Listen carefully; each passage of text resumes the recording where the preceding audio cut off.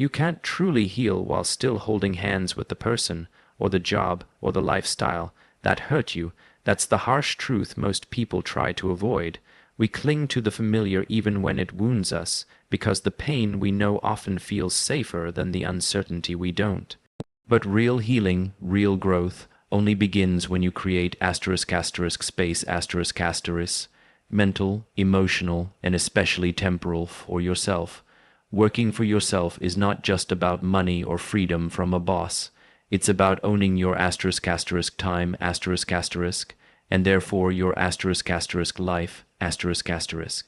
Time is the ultimate currency. You can lose money and make it back. You can rebuild relationships, but time only flows in one direction. If you're giving your time to things or people that drain you, disrespect you, or control you, then you are renting out your soul in slow motion. And every day you do that, you push your healing further down the road. When you continue to stay in the environments that broke you, whether it's a toxic workplace, an emotionally abusive partnership, or a system that keeps you small, you're not giving yourself a chance to recover. You're trying to bandage wounds in a war zone. You're trying to meditate while someone shouts in your ear.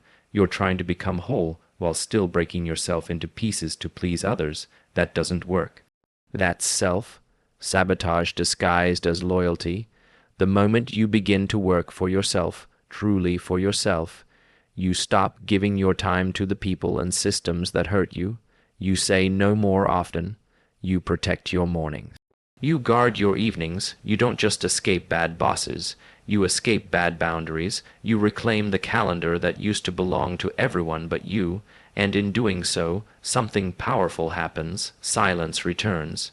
Stillness returns, and healing begins. Healing needs time. It needs breathing room. But most importantly, it needs ownership. You can't heal while constantly explaining yourself, apologizing for your choices, or feeling like you need permission to rest.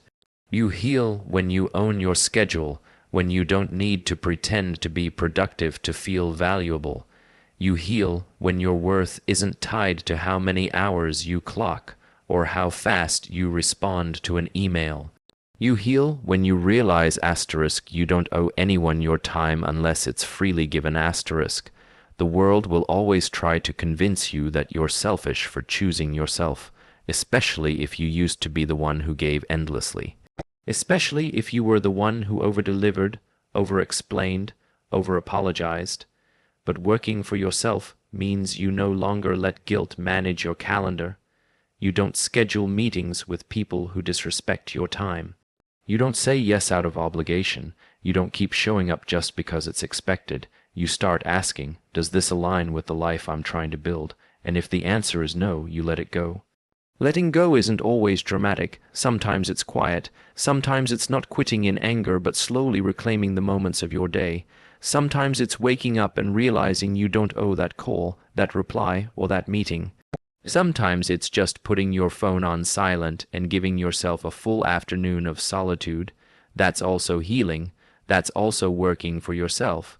People think freedom is quitting your job, but it's not. Freedom is quitting the part of your mind that feels owned by others, and that starts with time.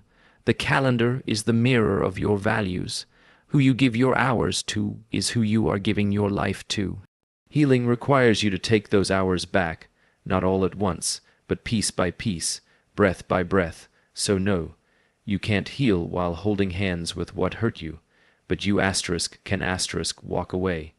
You can let go. And the moment you start choosing yourself, not just in theory, but in how you spend your mornings, who you text back, what projects you accept, that's the moment the real healing begins. And from that healing, something even deeper grows: clarity, creativity, and peace. The kind of peace that only comes when you truly work for yourself. You can't heal while holding hands with what hurt you, and you can't be free while tied to systems that control your every move. Leverage is the tool that separates survival from freedom. It is the invisible force that lets you multiply your efforts without multiplying your stress. It's not just financial. It's emotional, spiritual, and personal. The moment you realize that doing everything by yourself is not a badge of honor but a form of limitation, you begin to understand leverage. Leverage is saying, I don't have to be everywhere, for everyone, all the time. It's refusing to be the hero in a story that drains you. It's creating structures, tools, systems, relationships that allow you to step back while your value steps forward. And that space, that breathing room, is where healing begins. But you can't build leverage while holding hands with habits, people, or environments that demand your constant presence. You can't scale your life while clinging to pain. You can't multiply peace while nurturing chaos. You can't grow if you are constantly shrinking yourself to fit into roles that no longer serve you. Leverage demands detachment from what weighs you down. It demands that you stop trading your time for validation, for approval, for safety that is conditional and temporary. Most people are trapped in a loop, working hard for systems that reward them just enough to keep them from leaving. That's not freedom, that's just managed dependence. When you work for yourself, when you think independently, you start building assets instead of only being one. You stop showing up just to clock in. You start creating things that outlive your immediate effort. That could be code, a book, a business, an audience, or even wisdom shared freely. And once you've built something that works while you sleep, that brings value without your constant input, you begin to step out of survival mode. You begin to heal. Healing requires space, but pain thrives in urgency. When you're always busy, always reactive, always needed, there's no room to reflect. You're on autopilot. You can't examine your wounds because you're too busy running from them. But leverage creates time, and time gives you the silence you need to actually hear yourself again. You realize you don't have to answer every call. You don't have to fix every broken thing. You don't have to stay in places that once defined you but now confine you. Leverage is the architecture of a life that no longer depends on your suffering to stay afloat. The truth is, many people are addicted to being essential. They don't feel valuable unless they are overfunctioning. Unless their exhaustion becomes proof of their importance. But that's not freedom. That's a slow burnout dressed up as purpose. And that's exactly what leverage saves you from. It says, your value doesn't disappear when you step away. It expands. You can't heal while you're still addicted to being needed in places that don't nourish you. You can't heal while your worth is tied to being overwhelmed. Healing starts when you build systems that say, I can be whole without being everywhere. It starts when you stop measuring your day by how much you did and start measuring it by how much you felt how much you breathed, how much you were present . Leverage frees your time, but more than that, it frees your energy. Because you don't just need time to heal, you need unburdened attention, you need mental space, you need the ability to ask yourself, what do I actually want? Without the noise of everyone else's expectations drowning out the answer. And make no mistake, the greatest leverage you'll ever build is the ability to walk away from the wrong job, the wrong relationship, the wrong version of yourself. It's the quiet strength to say, this may have once served me, but it no longer does. I'm choosing something different now. That moment is healing, that moment is freedom, and that moment is yours. So no, you can't heal while holding hands with what hurt you, but you can let go and you can build. You can create systems, habits, and assets that allow you to step away from chaos and step into clarity. That's what leverage is. It's the foundation of freedom, and it's also the beginning of healing. You can't heal while holding hands with what hurt you, and you can't move forward in life if your direction is dictated by old pain. Speed is seductive. It makes you feel like you're progressing. You're busy, active, checking things off, staying in motion. But motion isn't progress. Speed without direction is a distraction. And often, it's a way to avoid the truth you don't want to face. We rush through life hoping movement will replace meaning. We chase milestones, people, careers, trying to outrun discomfort. But what's the point of running fast if you're heading straight into more of what broke you? When you're still tethered to the same dynamics, the same cycles, the same wounds, you're not moving forward. You're just moving in circles. Healing requires stillness, and stillness requires the courage to stop moving in the wrong direction. Working for yourself, truly building a life that's your own, is not about hustle culture. It's about clarity, and clarity always comes before speed, Direction is what gives your efforts meaning. It's what makes slow days feel purposeful. It's what makes the silence bearable, even sacred. But you can't find direction if you're still following a path that was chosen out of fear, guilt, or pressure. Many people stay in situations that hurt them because they've invested so much time there.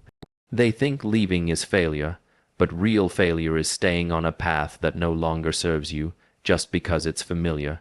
Healing begins when you stop confusing movement with growth and start asking, is this still right for me? Sometimes healing requires slowing down to almost nothing, to pause long enough to hear the quiet truth inside you. But that can't happen if you're still entangled in environments or relationships that require you to keep proving your worth. When your direction is tied to someone else's map, your speed is irrelevant. You're not healing, you're performing, you're exhausting yourself in the name of survival. That's not freedom, that's just a faster way to break. Direction means asking the hard questions. What am I doing this for? Who am I trying to become? What would I choose if I wasn't trying to impress anyone? It's not easy to confront those questions, especially when the answers might demand that you walk away from the people, jobs, or identities that once defined you. But healing isn't a performance, it's a reclamation.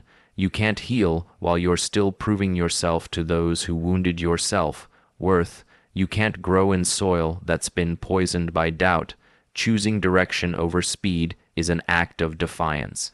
It's saying, I will no longer rush just to keep up. I will no longer chase things that don't align with who I am becoming. When you work for yourself, when your life is your own, you learn that progress can be quiet. It can look like saying no, like canceling the meeting, like deleting the message you wanted to send out of habit. It can look like rest. It can look like walking away. That kind of direction isn't sexy. It doesn't always get applause, but it gets you closer to peace. Peace is the signal that you're moving the right way, not applause, not validation, not followers, peace, and that only shows up when your actions, even the slow ones, are aligned with your truth. It shows up when you stop trying to speed through your healing just to look okay to others.